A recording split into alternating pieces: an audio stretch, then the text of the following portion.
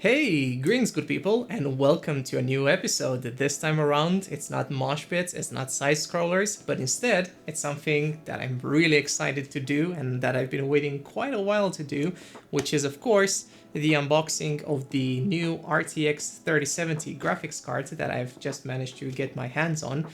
And with regards to that, I've actually had this card for like a week now, something like that, but it's been sitting in my living room because I didn't really have the time to test it. But there you go. Today I'm here and I'm finally doing an unboxing. The review is also going to follow, and with regards to that, I switched from the EVGA 1070 graphics card. Man, they look pretty great together, right? As a pairing. Either way, this is the graphics card I upgraded from, and like I was saying, I'm going to compare both of them to see if it really makes sense to upgrade from a 1070 to a 3070, see if the 1070 is still worth getting in to 2020 or 2021, depending on when you're watching this. I mean, if you're a time traveler, then yeah, you should probably get the 3070. I'm just going to say that. Either way, let's have a look at the box for now, because I'm going to open it a little bit later. Just, you know, I'm not a professional unboxer, so I still have to learn how to do things around here. As you can see, this is the MSI Ventus 2X variant, so this means it only has two fans. MSI is also selling the 3X variant.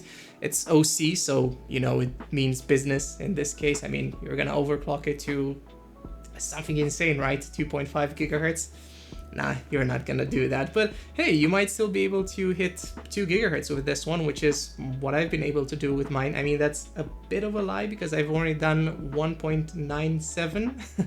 I haven't actually went to see if this works with 2 gigahertz, but you know, I guess you're gonna find out that in the review of this graphics card. Either way, looking at the back of the cards, or the back of the box in this case, you're going to see their dual fan design. Their what was it called? Yeah, Torx fan 3.0. And I don't know if those are the best fans, but I know the best fans are you, the subscribers that are watching this video. And very cheesy, I know, but hey, with regards to those fans, they are whisper quiet. But what I do dislike about this card, and I think this is going to make it in the review as well, is that it doesn't have a zero fan dB mode like the 1070 that I just showed you a while ago. And this is the card that I upgraded from, like I was saying. But it doesn't really bother me, because if you have seen any of the reviews for the 3070, and not doesn't really matter on the model of the card that you've seen, you've also probably heard that these are whisper quiet.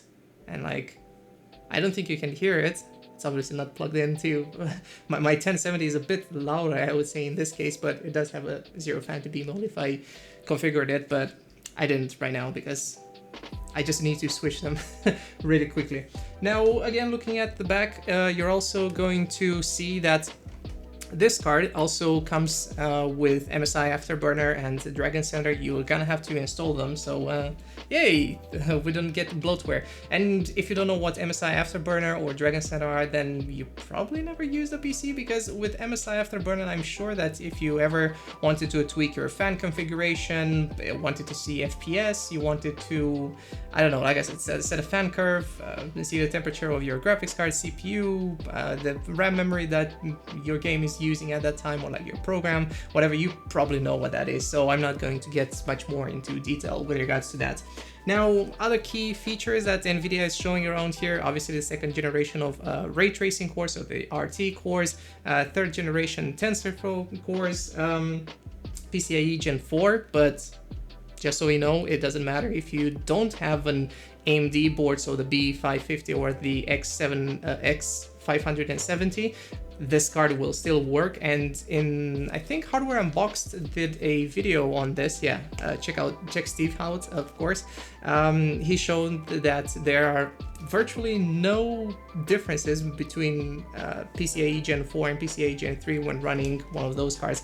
The max you're going to get is like 1 or 2 FPS, and sorry if you complain about that, then yeah, don't, because that's pretty stupid.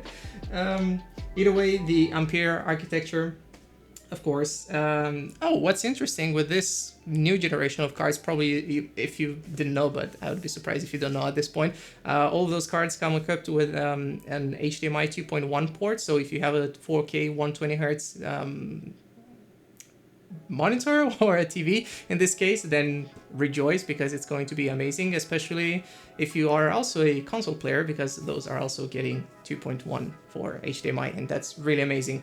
Other than that, just the GeForce platform highlights. So the game ready drivers, you already know this is typical NVIDIA marketing. It does have DLSS and ray tracing, of course, but I want to say that DLSS, man, this should be put in every single game possible, because guys, I'm not lying when I'm telling you, I'm totally honest. It's been a blast. Like, I tried Ghost Runner, which is a game that came out like a week or two ago, something like that. And behind me, I have a 2560 by 1080 monitor. So it's not 1440p yet, but that still doesn't matter because I really like playing in ultra wide. The thing is, I played that game at 5120 by 2160. I think that's the resolution you can get it. So amazing. And with RTX and enabled, DLSS enabled as well, and then 8700K. So I have an Intel processor. Sorry if you are an AMD fan. I love AMD, but I just didn't feel the need to switch to AMD since I've gotten this processor like 3 years ago, something like that. Nevertheless, amazing. You're gonna love it. And the games I played with this, Godfall, Witcher, everything I thrown on it, amazing performance, but you're gonna find out from the review. Either way, how about we finally get into the box? Yeah, so let's actually start that. I mean, pretty simple design, everything else. Yeah, I think it's finally time to get into it. Oh, just one more thing I wanted to let you guys know. This box did not come factory sealed. The only seal that I managed to find is actually on the card. You're going to see that in a short while. So I don't know what's up with that. Hopefully you're gonna get a card that is sealed right here as well, because as far as I remember and as far as I was able to tell, my old EVGA 1070 card had a seal over here as well. But you know, it can happen. Otherwise, complain, I guess, because I don't generally like seeing that. But oh my, is this a heavy box. Now, what you get inside is also this thing from MSI, and trust me, it has some interesting things, like a thank you card and also the manual. Oh my. I guess some people still need them, but if you're one of those, then hey, you're gonna learn. If you watch this channel, you might learn a thing or two. Now, hopefully, if I'm not going to drop this, like Linus would, you're gonna see that this one is still factory sealed, and you might be asking yourself like, hey Alex, didn't you say you tested this card already? Well, yes I did, and the reason for why it's still factory sealed is because I have another one around here. Oh, I kind of ruined it because it was the other way around. But as you can see, the other one is, or has been taken out. And the way you're going to be able to see that, and I'm sorry you headphone users, I think that sounded a bit horrible, but like I said, this one is still wrapped, because if I'm gonna put it down right here and do a little thing like this, you're going to see that I do have another one. And the reason for why I have two cards is because the other one that I just showed you that is still factory sealed, well, that one is actually for a friend of mine, and we've both been blessed by the RNG gods to get our hands on the new RTX 3070 cards.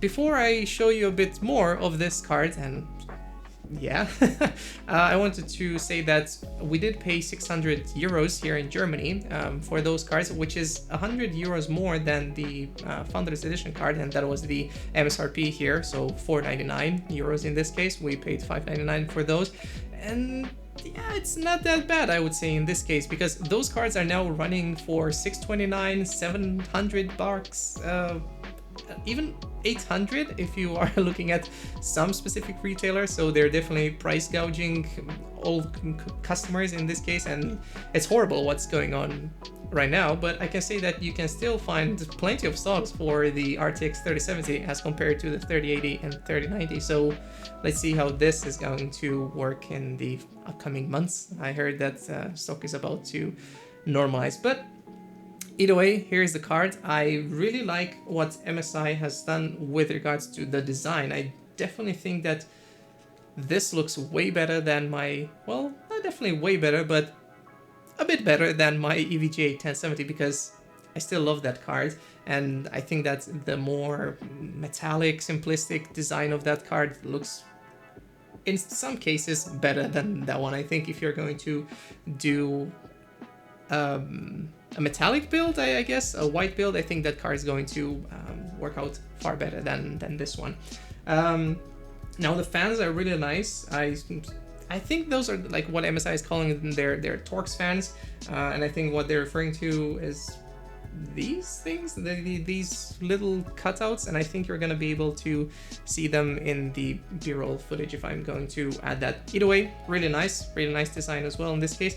But this one is a hefty boy. Like, it's also chunky, but I think actually my EVGA 1070 is a bit bigger than this one, definitely longer in this case, but this one is heavy. So if you've seen tech reviewers and tech tubers in this case reviewing this card and saying that it's heavy for the Founders Edition card and also for other models, yes, they were not lying. These are heavy, like my lord.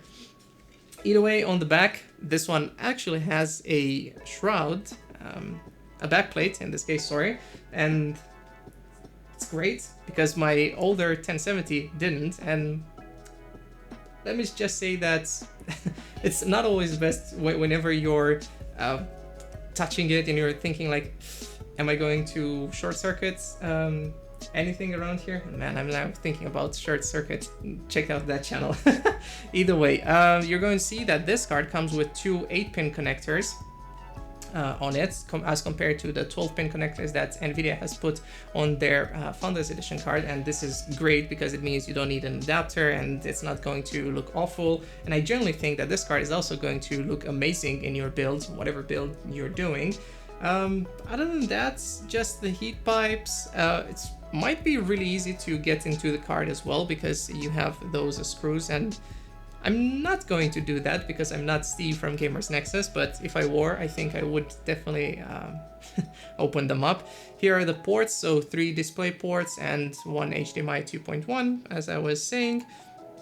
So yeah, not much else that I can say about this card. I'm generally looking now at it for the first time for more than 10-15 seconds, so other than that, I don't think I can say much more about this card. I mean, I definitely like it, but I like the gaming performance more than I can tell you right now about the design because, yeah, if you've probably seen my video, then you also probably know that I'm not great with design, so if it works, it works, you know?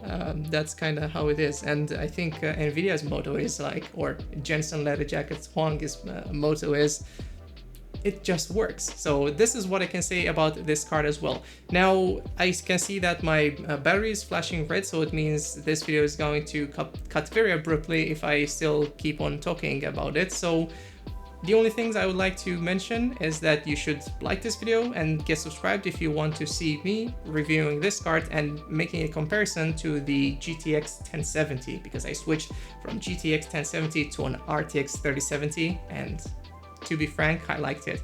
Now, other than that, this has been Alex with the Red Elk, signing off. Bye.